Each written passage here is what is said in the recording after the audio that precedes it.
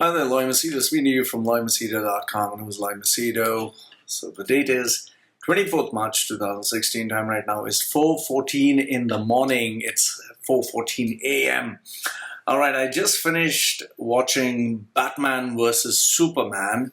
That the show was at around, I think, 11 o'clock in the night, and by the time it finished, I think it was 2 hours 40 minutes or nearly 3 hours with the trailers and everything else. So it finished up pretty late. I had to take my dogs for a walk, and then I sat down to write the review, and now I'm putting up the video blog.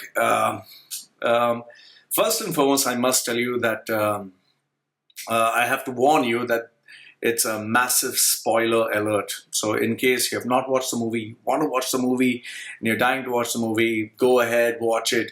But if in case you are one of those cautious types who wants to hear the review and then watch the movie or decide to watch it or not to watch it, well, I'm giving you the review right here. But be warned that there are massive spoilers ahead. Okay, so first and foremost, let me get this right.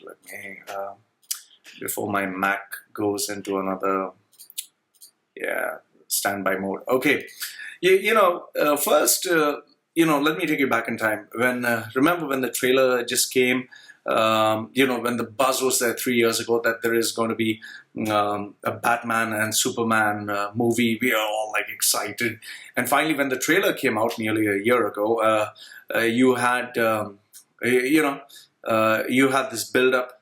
However, what I've realized as I've been watching movies over the past 2-3 years in detail is when you have a trailer that gives you 90% of the entire movie, the main bits of the movie, chances are, your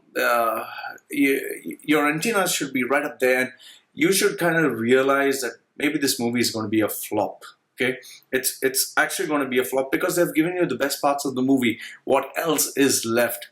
So, initially when Batman versus Superman, the poster came out, wow, everyone was excited.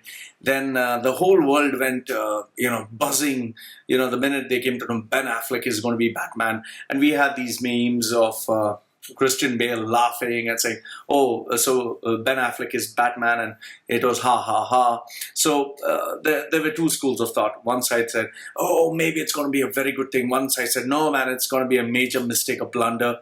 So the suspense still carried on. Everyone was still talking about it. And then when the first trailer came out of Batman versus Superman, we were like, wow, this is going to be great. Okay.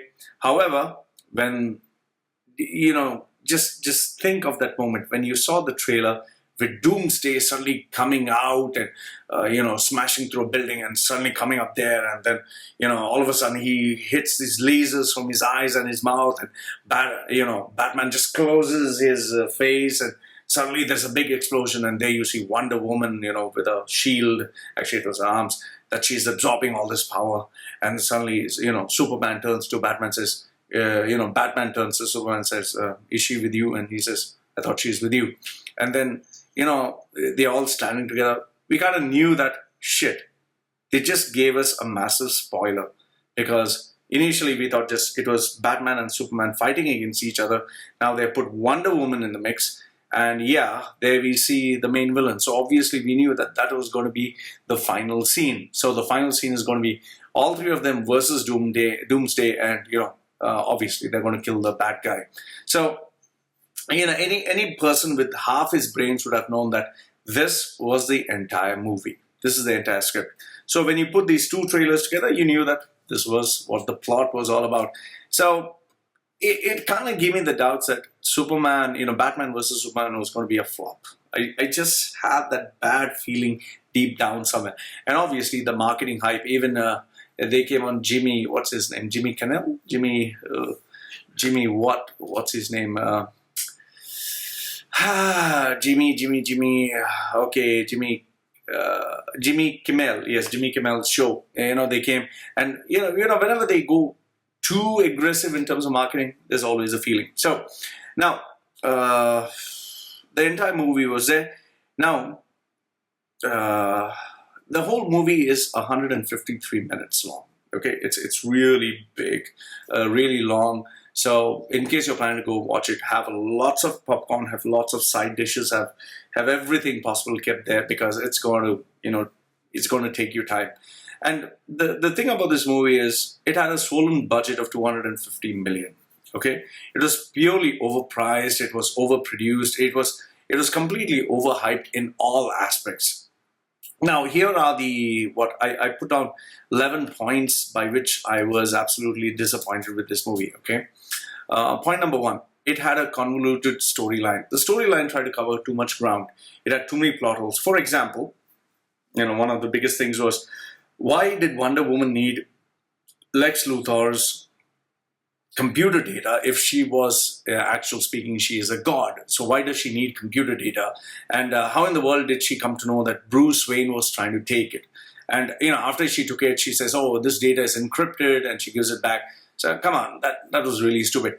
And how does Superman exactly know, like, where Lois Lane is, where she's dying, but he's unable to figure out his mother? So I felt, the storyline, had these loopholes which was not able to explain. Then Wonder Who, okay, that's the second drawback. The characters were too many. You had Lex Luthor, you had Wonder Woman, you had Batman, you had Superman, and Doomsday. So each of these characters by itself could have told a very big story. That is why if you see Deadpool, the reason why Deadpool was such a massive hit was because you focused on one main character, Deadpool, and yes, you had the other guy, that steel guy, I can't get his name right now, whatever, okay? So you had just one main guy, and the entire story was revolving around him. But here you have so many characters, and then you have Bruce Wayne's past, you have Superman's past was already taken care of. Then you have Wonder Woman, and there's nothing being told about her. Like Gal Gadot, she did a very good job, but she simply came on the screen without any background story or without any dialogues, and suddenly she became the centerpiece of the action towards the end. Then number three, you had character cameos, like you had Aquaman, you had Cyborg, you had Flash, you had Joker's writings on Robin's outfit. You had so many of these characters riddled in, and it didn't make any sense. It's like, okay, why are they coming in? What are they supposed to do? And, yes, obviously it is Justice League is coming up next, but, it didn't make sense. It didn't weave into the storyline properly. Then you also had a big question: what is real, what is fake? Batman had too many dreams, he kept going into this dream mode. So what were these dreams trying to tell him, and what was the purpose of these dreams? So that also didn't make any sense. Point number five was there was too much of CGI. Yes, I know CGI is very necessary nowadays. You definitely need CGI. But when you have so much of CGI splashed over with the rock'em sock'em, rumbles of glass, steel, rain, concrete, the machism, brutal punch kick, pow wow, boo, bish, all this, you suddenly don't know what's going on. There was so much of the action going on towards the end. It was like, just trying to figure out, okay, who's where? Wonder Woman's there, or did she fly down there? It was a little bit too crazy there. And then number six, I felt this was too much of an Avengers copycat. Now, obviously everyone knows the billions that X-Men, the Avengers universe, is trying to rack in. So it obviously seemed to be a very hurried entry into trying to bring these guys before they, tied his oar. So they try to introduce all these characters quickly as possible to bring in the Justice League. So I felt maybe the director, Jack Snyder, had this main agenda on his head. Obviously, he does have that. Even the studios, I'm sure the studios' interference must have been there quite, immensely. Then point number seven is having a legendary villain. Now, let's be honest, okay? Let's be honest. Jesse Eisenberg as Lex Luthor, okay? He was nowhere close to what Heath Ledger was as a Joker. Heath Ledger as Joker was, I don't think anyone can touch that performance. It was so good. But Jesse Eisenberg as Lex Luthor, he had this nasal voice which was absolutely irritating, a very shrill voice. And in as much as he tried to give a kind of genius craziness, that twitchy mannerism and that high nasal voice was just a put off. Yes, I did like the way that he twisted, that he used his mind as a character to get Superman, and Superman was so helpless. So that was really great. But then again, Apart from that, his entire character, I just didn't feel it was there. Okay. Point number 8 was just scenes of gloom and doom. The entire thing was so dark. It was painted in colors that were so depressing. There was no humor. There was no happiness. There was no merriment. There was no joy. It's like in the Avengers, you had Hulk, smashing the bad guy, and he didn't have anything that was funny, except this one part where I thought it was good, where Superman's mom says, I knew you're the good guy because you had the cape, so that was slightly funny. Okay, number 9, Bruce Wayne and CrossFit training. I don't get me wrong, okay? I don't mind anyone doing exercise, weighted pull-ups, steel weights, pushing and pulling resistance sleds, then ropes, skipping and all that stuff. Fine, okay, it's required to get in shape. But why in the world is he trying to do all that when he's trying to fight a god who can literally melt him with these laser-like lasers that come out from his eyes? It just didn't make any sense. All of a sudden, he's trying to get fit. Then, the super ugly villain, that is point number 10. I couldn't make out if this super villain was the Abomination or it was King Kong or a bit of both. And, did you actually notice that he had Pampers or he was wearing some pair of undergarments that looked stupid? It really, really looks stupid. Just look at that villain and tell me for yourself that he doesn't remind you of all that. The number 11 is the horrible music score. I just couldn't take it. It was like, Hans Zimmerman is great, but Hans Zimmerman Junkie XL, oh god, awful. It was, I remember when Superman came on Man of Steel, I was just listening to that hope, sound of hope, a song of hope of 1 hour as to listen to it. But this one kept having so much of it. It was too loud. It didn't have that softness or that ability to take you in a state of trance. Okay, now I personally was disappointed. Okay, I personally was disappointed. But however, if there was anything worthwhile mentioning, okay, here are a few things. I felt it was really nice to see talking heads, like real life media gadflies like Andrew Sullivan and Neil deGrasse Tyson. Both of them were there, and they kind of gave their expertise on the philosophical quandaries of Superman. Then they also made Superman in the first half of the movie get into a kind of political drama. It was more like watching Gerard Butler's, Olympus Has Fallen or London Has Fallen. Pretty good, something new at least. Okay, Superman was also made to look like a superhero, a kind of a god who delivered people from disasters. So there was kind of that emotional bond that was there. The outcome of the Senate hearing on Superman's violence and the surprise, shocking death that took place was wow. It was a kind of surprising thing. Lex Luthor's genius mindset, which I did mention on how he got Superman to fight Batman, was pretty good. Superman getting beaten up and nearly killed by Batman, that was like a shocker. That was really good. Then Superman getting killed by a nuclear bomb, that was again shocking. Superman taking Doomsday straight up to space, that again was nice.